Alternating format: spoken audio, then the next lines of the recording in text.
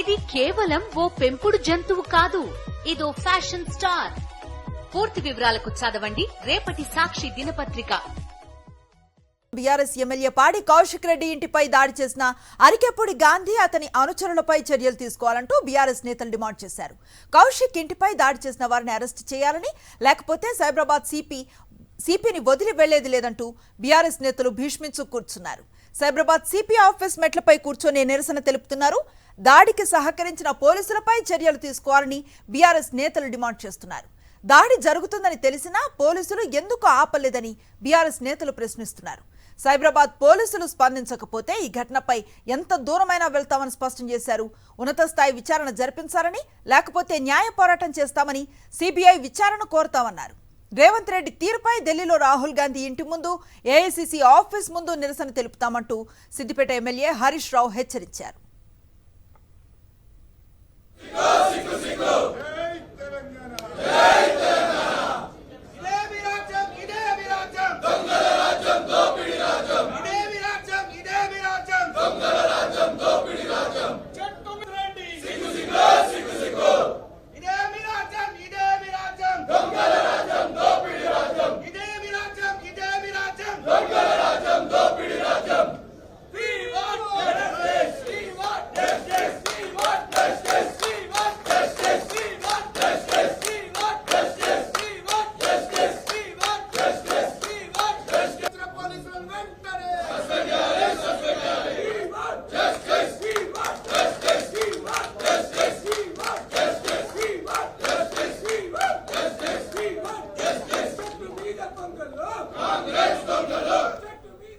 Cyberabad CP office ముందు BRS నేతల ధర్నాకు సంబంధించిన పూర్తి సమాచారాన్ని అక్కడి నుంచి మా కరెస్పాండెంట్ సాయికిరణ్ అందిస్తారు. సాయికిరణ్, ఏం చెప్తున్నారు బీఆర్ఎస్ నేతలు?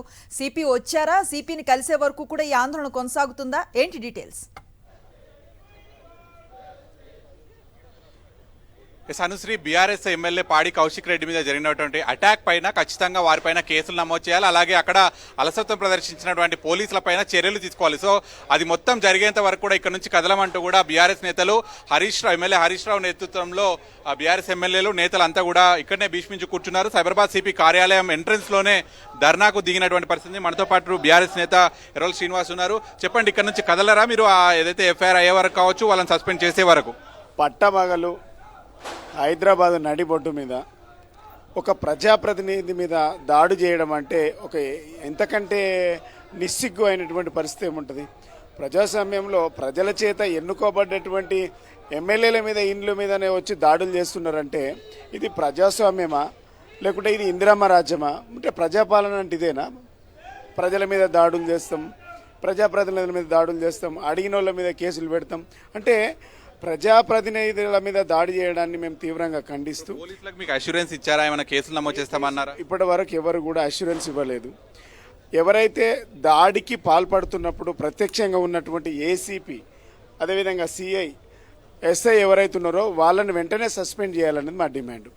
ఎమ్మెల్యేల బృందం అందరూ కూడా వస్తుంటే కనీసం ఎమ్మెల్యేలను కూడా లోపటికి రానిచ్చేటువంటి పరిస్థితి లేదు. అంటే 10 సమైక్య రాష్ట్రంలో కూడా ఇట్లాంటి దుస్థితి లేదు.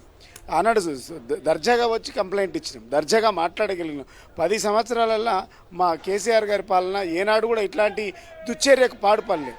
ఇలా ఎమ్మెల్యేలకు కనీసము ఎంట్రీ కూడా లేదు. సిపికి డిమాండ్ ఏంటి ప్రధానంగా? ఇప్పుడు ఎమ్మెల్యే గాంధీతో వచ్చినటువంటి తన అనుచరులు, కొంతమంది గుండాలు ఎమ్మెల్యే కౌశిక్ రెడ్డిపై ఇంటిపై దాడి చేసినటువంటి వాళ్ళని వెంటనే అరెస్ట్ చేయాలి. సహకరించినటువంటి పోలీసులను, ఏసీపీ, సిఐ, ఎస్ఐ ఎవరైతే ఉన్నారో వాళ్ళని వెంటనే సస్పెండ్ చేయాలి. 307 కేసు పెట్టి వాళ్ళని అరెస్ట్ చేయాలనేది మా ప్రధానమైన డిమాండ్. చూస్తున్నాం కదా,